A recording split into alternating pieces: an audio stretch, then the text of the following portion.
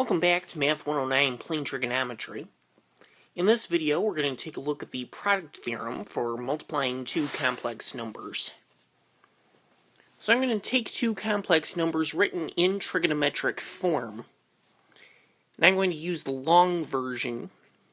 I'm going to call the first one R1 cosine theta 1 plus I sine theta 1. And then on the second one, it's going to be the same thing, but I'm going to use subscript 2.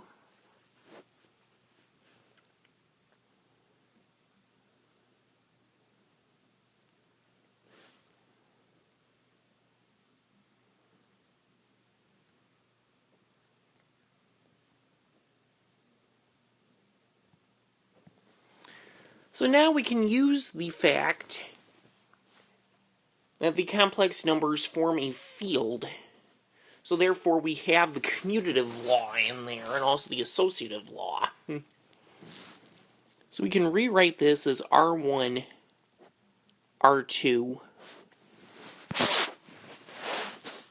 and then I'm multiplying that by cosine theta 1 plus I sine theta 1. And then cosine theta 2 plus I sine theta 2. So now let's go ahead and use FOIL on the cosine theta 1 plus I sine theta 1 times cosine theta 2 plus I sine theta 2. So we still keep the R1, R2. I now have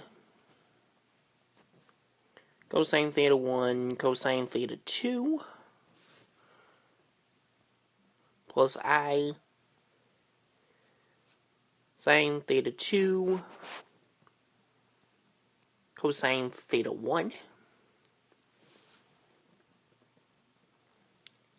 plus I sine theta 1 cosine theta 2 plus I squared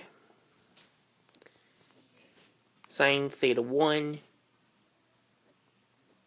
sine theta 2.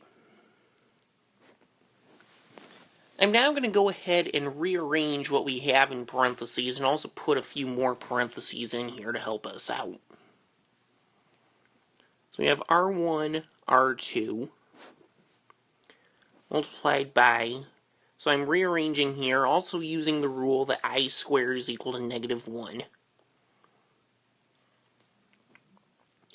So cosine theta 1 cosine theta 2 minus sine theta 1 sine theta 2. So I'm using the fact that this I squared is equal to negative 1.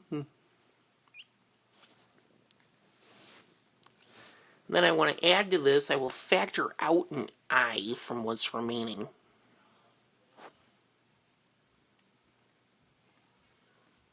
Cosine theta 1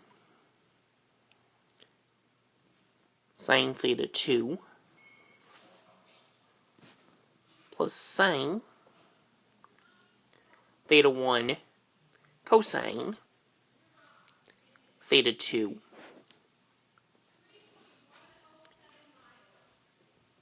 And then finally, we can use sum of angle identities to derive that we get R1, R2 cosine of theta 1 plus theta 2 plus I sine of theta 1 plus theta 2. So that's the product rule for multiplying complex numbers. I will state this in more simpler or more compact form.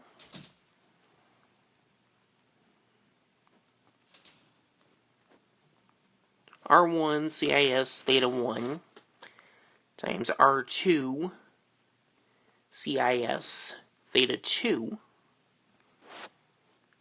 is equal to R1 R2 CIS theta 1 plus theta 2. So that's how we multiply complex numbers using the trigonometric form. In the next video, we're going to take a look at division using this trigonometric form.